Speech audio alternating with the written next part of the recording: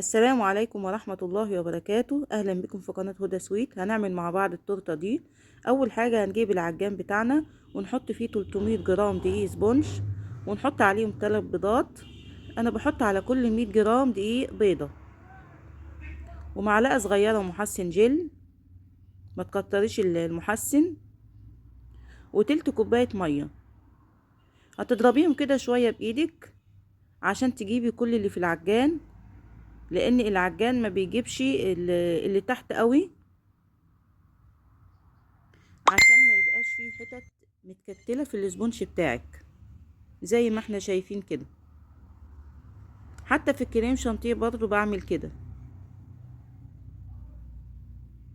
نضربه لحد ما يبقى قوامه زي الكريم شانتيه. التورتيه دي صاحبتها كانت عايزاها شوكولاتة، هنحط معلقة كاكاو، ولازم تنخلي الكاكاو كده لان بيبقى احيانا متكتل. الحلة دي مقاس 20، يعني الكمية اللي احنا عملناها دي تحط في حلة مقاس 20 اللي هي 300 جرام دي سبونج، وهتديكي تورتيه 3 طبقات حلوة قوي، وممكن 4 كمان حسب تقطيعك، حسب بتحطي المنشار على رقم كام. انا بعمل المنشار على رقم 8. التورت بتبقى بسم الله ما شاء الله عالية وشكلها حلو. طبعا دبيها دبتين كده على الرخامة، بس حطي فوطة عشان ما تأذيش الرخامة بتاعتك. ده يعتبر تاني يوم، يعني انا عملتها من بالليل. احسن حاجة تعملي الاسبونج من بالليل وتبيتيه للصبح، يعني ده تاني يوم الصبح. بتشيلي بقى لو في حتة غامقة زي كده، وزي ما قلت لكم انا بقى بظبط المنشار على رقم 8، وبعمل التورت 3 طبقات. لو في حد بقى طالب تورته عالية بزود عادي حسب طلب الزبون.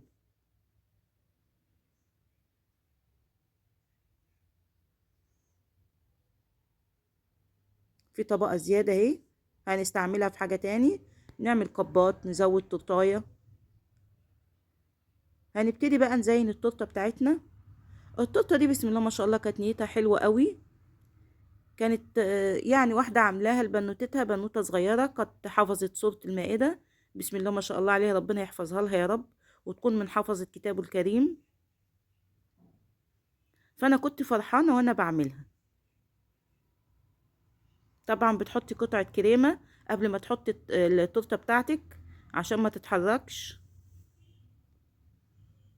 القاعدة بتاعتنا دي 24، والتورتاية مقاس 20، والقاعدة 24.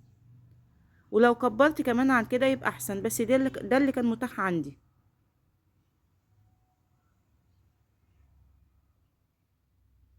بتسقي الاسبونج بتاعك. في أحيانا بعمل سبونج ما بيبقاش محتاج يتسقي فما بسقهوش، بحس ان هو عايز يتسقي بس ايه عادي، مش محتاج، مش مشكلة خالص.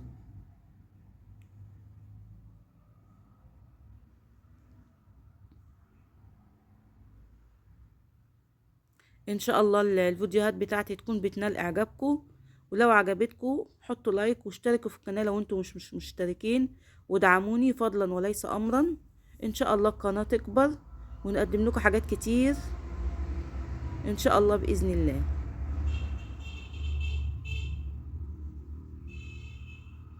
زي ما احنا شايفين كده، انا بحط الكريمة فوق التورتة وبجلس بالسكريبر بتاعي.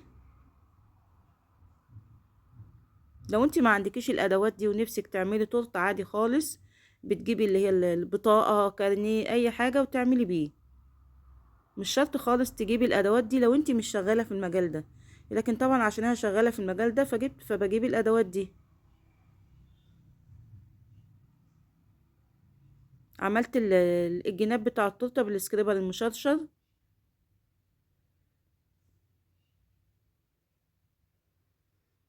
وبسويها كده من فوق. لو انت حاسه ان الكريمه تقيله معاكي بتبلي السكريبر بتاعك ميه وتسوي بيه.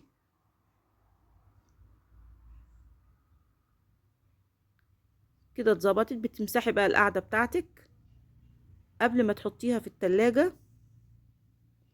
حطيها حوالي ساعتين قبل ما تزينيها. بسم الله ما شاء الله عالية، شكلها تحفة زي ما انتم شايفين كده. طبعا حطيناها في التلاجة حوالي ساعتين. هي طبعا عشان شوكولاتة هنحط عليها جناش شوكولاتة كلها.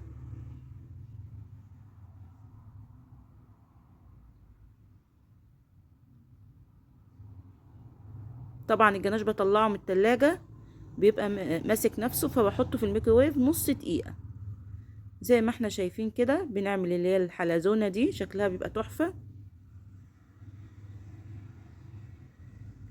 بنحزم التورته بتاعتنا من تحت، بتخلي شكلها حلو قوي.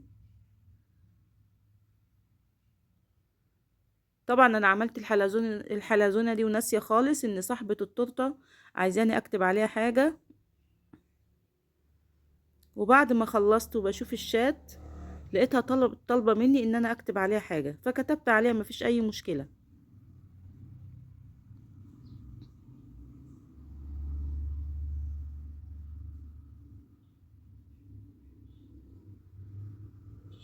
بعد ما عملنا روزيتات بنحط كريسبي كده عليها، شكلها تحفه.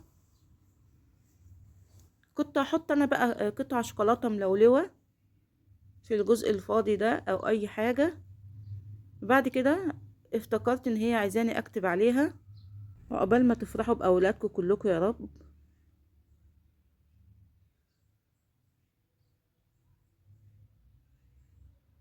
بسم الله ما شاء الله. معلش هو الكلام مش باين عشان بصور بالكاميرا الاماميه.